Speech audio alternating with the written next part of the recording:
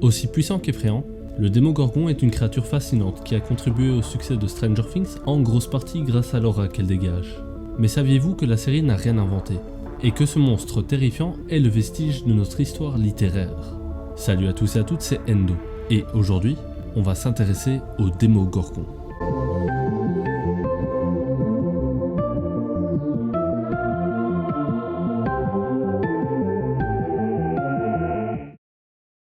Avant de plonger dans l'histoire et la naissance même du Démogorgon, penchons-nous tout d'abord sur son adaptation par Stranger Things, pour ceux qui vivraient dans une grotte et qui n'ont toujours pas commencé cette incroyable série. Le Démogorgon dans Stranger Things. Eleven. C'est par elle que tout commence, et plus précisément au laboratoire national d'Hawkins en 1983. Nous sommes en plein dans la guerre froide. Et les Américains essayent toujours de prendre le pas sur l'URSS, que ce soit sur le plan militaire, scientifique ou technologique.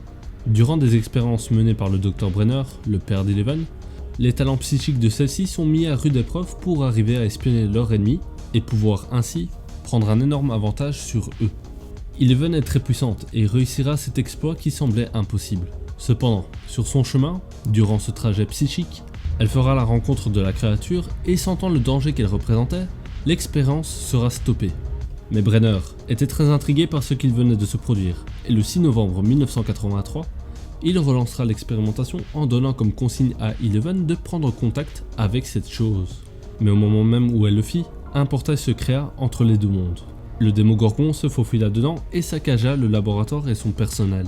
Dans le chaos, Eleven prendra la fuite et fera par la suite la rencontre de Mike, Lucas et Dustin. Tandis qu'Eleven était à la recherche de sécurité, les trois amis, eux, cherchaient leur ami Will qui avait disparu. Grâce à cette rencontre, ils comprendront assez vite que leur ami a été enlevé par le monstre dans l'Upside Down, le monde à l'envers. Je n'en dis pas plus, car si vous avez vu la série, vous savez ce qui se passe par la suite. Et si vous ne l'avez pas vu, c'était donc un petit résumé apéritif qui devrait vous donner l'eau à la bouche. On continue. Le Démogorgon dans Donjons et Dragons. Le Démogorgon dans ce jeu de plateau est un puissant prince des démons. Arborant un corps reptilien recouvert d'écailles, de deux têtes de babouin féroces et de bras tentaculaires, il est presque aussi effrayant que sa version télévisée. Niveau capacité et pouvoir, il n'a pas à rougir également.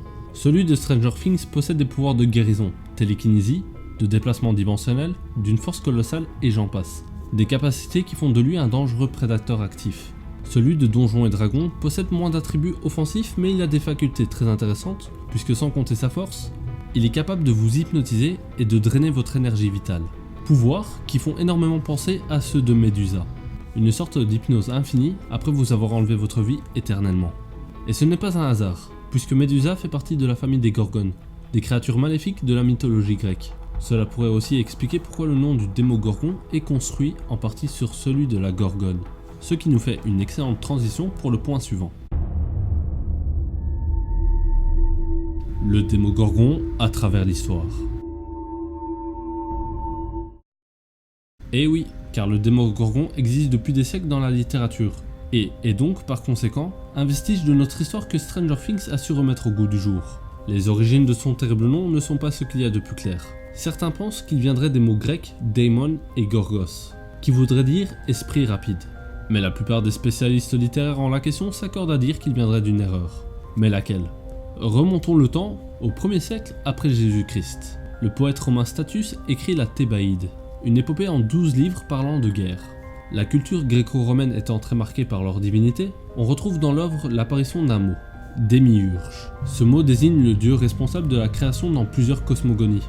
Un érudit du nom de Lactantius Placidus, ayant vécu entre le 4e et 5e siècle, fera alors un commentaire là-dessus.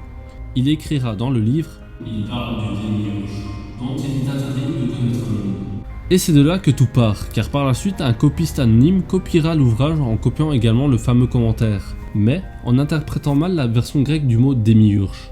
À la place, il écrira « Dixit Deum Demogorgona sum, cuius quire nomen vincit » qui se traduit par « Il parle du Démogorgon, le dieu suprême, dont il n'est pas permis de connaître le nom ». La machine était lancée, puisqu'à cette époque, la photocopie n'existait pas. On recopiait machinalement ce que l'on voyait sans trop se poser de questions.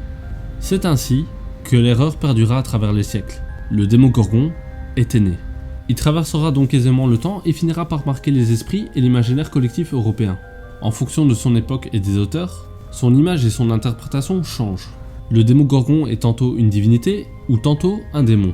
Mais l'on s'accorde à dire qu'il est associé au monde souterrain et envisagé comme un être primordial puissant dont le nom même était tabou. Certains le craindront, au point de ne pas prononcer son nom, une sorte de Voldemort médiéval en son temps.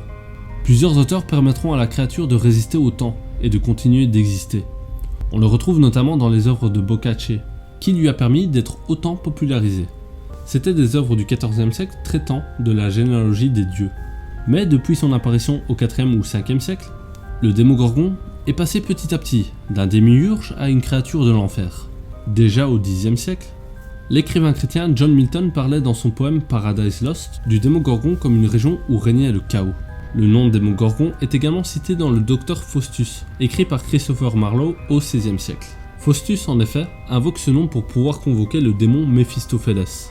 Edmund Spenser, un poète anglais du XVIe siècle, écrira un poème dans lequel il parlera de lui en tant que prince de la nuit noire et morte. Et en continuant de fouiller, on s'aperçoit assez vite que le Démogorgon a énormément titillé l'imagination des auteurs, qui l'ont tour à tour dépeint de plus en plus comme un être diabolique et malfaisant. Raison pour laquelle il est le prince des démons dans Donjons et Dragons, mais également pourquoi il est cette créature du monde souterrain que nous connaissons dans Stranger Things et qui n'avait pas trouvé de nom avant que nos petits héros s'en chargent. Voilà, c'est donc la fin de cet épisode. J'avais envie de retracer l'origine même du Démogorgon à travers l'histoire, un peu comme ce que j'avais fait pour l'épisode sur Touffu, le gardien des enfers. Si cette vidéo vous a plu, je vous demanderai de mettre un petit like, un commentaire et également de vous abonner en activant la cloche. On va pas se le cacher, c'est le meilleur moyen pour récompenser le travail fourni et donner de la force et de la motivation aux petits vidéastes que je suis. N'hésitez pas également à mettre en commentaire les sujets que vous aimeriez voir sur la chaîne, j'en prendrai note. C'est donc tout pour moi pour aujourd'hui, portez-vous bien jusqu'au prochain épisode, c'était Endo, ciao.